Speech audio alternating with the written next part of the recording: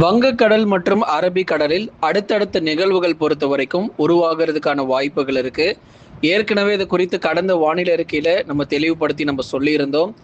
வங்கக்கடலில் குறைந்த காற்றழுத்த தாழ்வு பகுதி உருவாகும், மேலும் வலுப்பெற்று காற்றழுத்த தாழ்வு மண்டலமாக வலுப்பெற வாய்ப்பு இருக்கு. அதே சமயத்தில் அரபிக்கடல் பகுதிகளிலும் புயல் சின்னமாகவே வருகிற நாட்களில் வலுப்பெறக்கூடும் நண்பர்களே.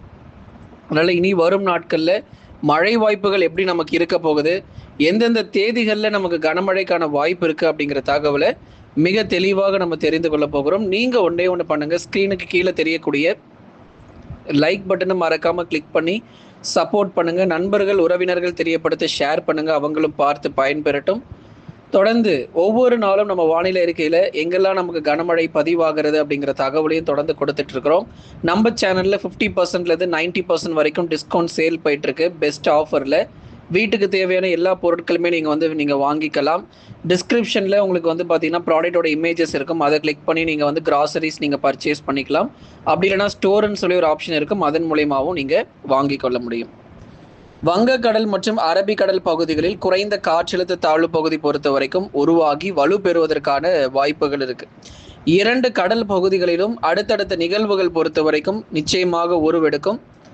தென்மேற்கு பருவமழை இதனால நமக்கு தொடங்கி நல்ல ஒரு மழை பொழிவுகள், மழையினுடைய தீவிரம் இந்த காற்றழுத்த தாழ்வு பகுதியினால பார்க்க முடியும்.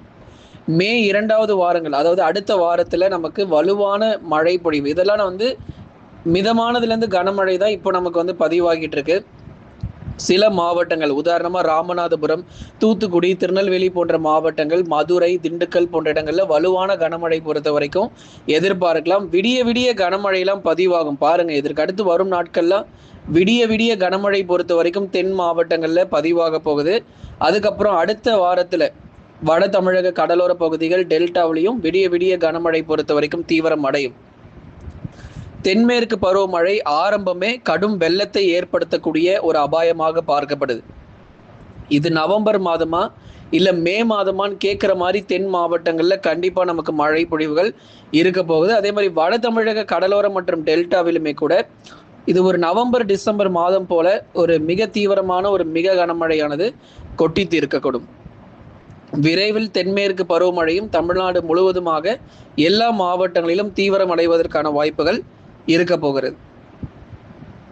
தமிழகம், கேரளா, கர்நாடகா மற்றும் தெற்கு ஆந்திராவில் மே 9ஆம் தேதியிலிருந்து 16ஆம் தேதி வரைக்கும் கடும் கனமழை பொறுத்தவரை புரட்டி போட போது. தமிழ்நாடு மட்டுமல்ல, கேரள மாநிலங்கள் பெரும்பாலான இடங்களிலும், கர்நாடகா மற்றும் தெற்கு ஆந்திராவிலும் அடுத்து வரக்கூடிய நாட்களில் மிக கடுமையான கனமழையானது தீவிரம் அடைய போகுது. வரப்போகிற இந்த தேதிகள் எல்லாம் குறித்து கொள்ளுங்க. தமிழகத்திற்கு அடித்த ஒரு எச்சரிக்கை மணி என்ன அப்படின்னா, அனைத்து கடலோரங்களிலும், சென்னையில் ஆரம்பித்து கன்னியாகுமரி வரைக்கும் எல்லா கடலோரங்களிலும் மிக கனமழை பதிவாக போகுது. 15 சென்டிமீட்டர் நம்ம டார்கெட் வைத்திருக்கிறோம். குறிப்பாக தூத்துக்குடி, திருநெல்வேலி, ராமநாதபுரம் முதல்ல இங்கே நமக்கு மழை பதிவாகும். அதுக்கப்புறமா தான் புதுக்கோட்டை, தஞ்சாவூர், திருவாரூர்னு வருகிற நாட்களில் மழை முன்னேற வாய்ப்பு இருக்கு. இன்றைக்கு அதிகாலையிலையுமே நீங்கள் பார்த்தீங்கன்னா அதிகாலை 2 மணி 3 மணிலேருந்தே பார்த்தீங்க அப்படின்னா தென் மாவட்டத்தில் பல இடங்களில் தொடர்ந்து மழை பதிவாகிட்டே தான் இருக்குது. ராமநாதபுரம் ஆகட்டும், அதேமாதிரி தூத்துக்குடி, திருநெல்வேலி, மதுரை, திண்டுக்கல் இது போன்ற தென் மாவட்ட பகுதிகளில் விடிய விடிய மழை பொழிவுகள் பல இடங்களில் நம்ம பதிவாகிறத பார்க்குறோம். இது ஆரம்பம் தாங்க. இன்னும் நமக்கு மழை பாருங்க, நாளை மறுநாள் தென் மாவட்டத்தில் தாழ்வான பகுதிகளில் மழை தண்ணீர் சூழ்ந்து காணப்படுகிற அளவுக்கு மிகப்பெரிய ஒரு வெள்ளப்பெருக்கு ஏற்படக்கூடும் நண்பர்களே. அதனால எச்சரிக்கையாக இருந்துக்கணும்.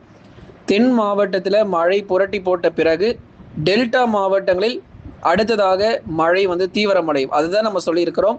முதல் கட்டமாக தென் மற்றும் மேற்கு தொடர்ச்சி மலையொட்டிய மாவட்டங்கள் கன்னியாகுமரி, நீலகிரி, கோயம்புத்தூர், தேனி, தென்காசி போன்ற இடங்களில் முதல் கட்டமாக கன முதல் மிக கனமழை கொட்டி தீர்க்கும். அதன் பிறகு படிப்படியாக கடலோர, டெல்டா மற்றும் உள் மாவட்டத்தில் மழை வாய்ப்பு இருக்கும். இந்த டெல்டாவில் எப்போதாங்க எங்களுக்கு மழை பொழிவு கிடைக்கும் அப்படின்னா, குறிப்பாக மயிலாடுதுறை, நாகை, தஞ்சை, திருவாரூர், அரியலூர், பெரம்பலூர், திருச்சி மற்றும் புதுக்கோட்டையில் இருக்கிறவங்க மே 13ஆம் தேதியிலிருந்து 17ஆம் தேதிக்குள்ள ஒரு மிகப்பெரிய ஒரு வெள்ளப்பெருக்கு ஏற்படுவதற்கான வாய்ப்பு இருக்கு. டெல்டா மாவட்டத்தில் மிக கனமழையினுடைய தீவிரத்தை நம்ம பார்க்க முடியும். மே 13லேருந்து 17க்குள்ள இந்த காலகட்டங்களில் டெல்டா மாவட்டங்களில் கன முதல் மிக கனமழையாக தீவிரமடையும். அதே மாதிரி கடலோரங்கள் சென்னை, திருவள்ளூர், காஞ்சிபுரம், செங்கல்பட்டு, விழுப்புரம், கடலூர், புதுச்சேரி மற்றும் காரைக்கால், கள்ளக்குறிச்சி உள்ளிட்ட கடலோர மாவட்டங்களிலும் பரவலாக கனமழையினுடைய தீவிரம் அடுத்த வாரத்தில் ரொம்ப தீவிரமாக இருக்கும். அதிலும் குறிப்பாக அந்த 15, 16, 17 போன்ற தேதிகளில் சென்னை உட்பட பல இடங்களிலும் கடும் கனமழை புரட்டி போட வாய்ப்பு இருக்குது. சென்னையில் இன்னும் சில இடங்களில் மழை கொஞ்சம் தாமதமாயிட்டே இருக்குன்னு நினைக்காதீங்க. மழை வரும்போது தாங்க முடியாத அளவுக்கு மழை பொழிவை கொடுத்துட்டு போகும். மிக கனமழைக்கான எச்சரிக்கைகள் வருகிற நாட்களில் இருக்குது. நம்ம கடந்த நாட்களில் மழை பெய்யாமல் கிடையாதுங்க. திருவள்ளூரில் சில இடத்துல மழை பதிவாச்சு, காஞ்சிபுரத்தில், செங்கல்பட்டில், விழுப்புரம் மாவட்டம், கடலூர் மாவட்டத்தில் கூட சில இடங்களில் மழை பதிவாச்சு.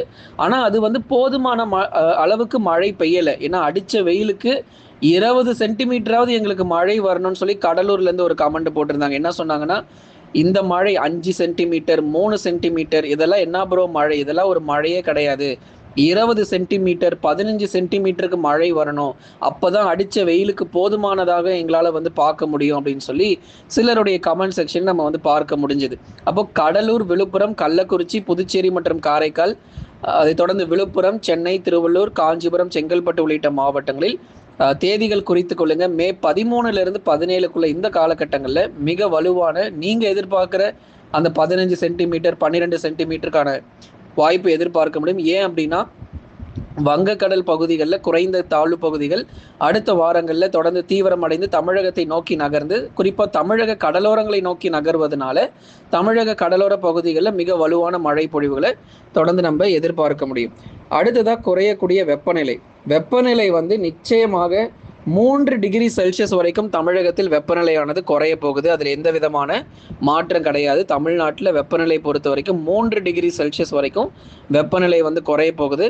அதனால பகல் நேரத்தில் நமக்கு வெயிலுடைய தாக்கம் குறைந்து மாலை, இரவு மற்றும் நள்ளிரவு நேரங்கள், அதிகாலையில் கூட நமக்கு மழை வரலாம். அதிகாலை நேரங்களில் கூட நமக்கு மிக அருமையான மழை பொழிவுகள் தொடர்ந்து நமக்கு காத்திருக்கிறது. மே 10 பிறகு தமிழகத்தில் பகல் நேர வெப்பநிலை முற்றிலுமாக குறைய போகுது. அதனால் நல்ல ஒரு அருமையான வானிலை பொறுத்தவரை நிகழ்வதற்கான வாய்ப்புகள் ரொம்ப அதிகம். குறையும் வெப்பநிலை தமிழகத்தில் மே 10 பிறகு பகல் நேர வெப்பநிலை சற்று குறைவதற்கான வாய்ப்புகள், நல்ல ஒரு அருமையான ஒரு மழைக்காலம் போல இருக்குங்க.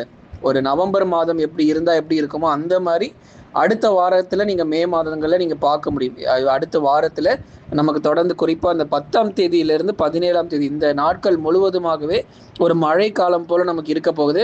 அதனால் இப்போது நம்ம தென் மாவட்ட மக்கள் நீங்கள் ரொம்ப எச்சரிக்கையாக இருக்கணும். மதுரை, திண்டுக்கல், விருதுநகர், சிவகங்கை, ராமநாதபுரம், தூத்துக்குடி, திருநெல்வேலி மக்கள் ரொம்ப ரொம்ப எச்சரிக்கையாக இருக்கணும். அதுக்கப்புறம் 2 நாட்களுக்கு பிறகு, அதாவது நாளை மறுநாள் முதல் டெல்டா மக்கள் நீங்கள் எச்சரிக்கையாக இருக்கணும். அதன் பிறகு கடலோர மற்றும் உள் மாவட்டங்கள் வேலூர், திருப்பத்தூர், ராணிப்பேட்டை, திருவண்ணாமலை, கிருஷ்ணகிரி, தருமபுரி, சேலம், நாமக்கல், கரூர், திருப்பூர், ஈரோடு என எல்லா பகுதிகளுக்கும் இந்த பருவமழையினுடைய தீவிரம் அடுத்து வரக்கூடிய மே 13 17 நிச்சயம் தீவிரமடையும். அதில் மாற்று கருத்தில்லை நண்பர்களே. லைக் பண்ணுங்கள், மறக்காமல் சப்ஸ்கிரைப் பண்ணி தொடர்ந்து சப்போர்ட் பண்ணுங்கள்.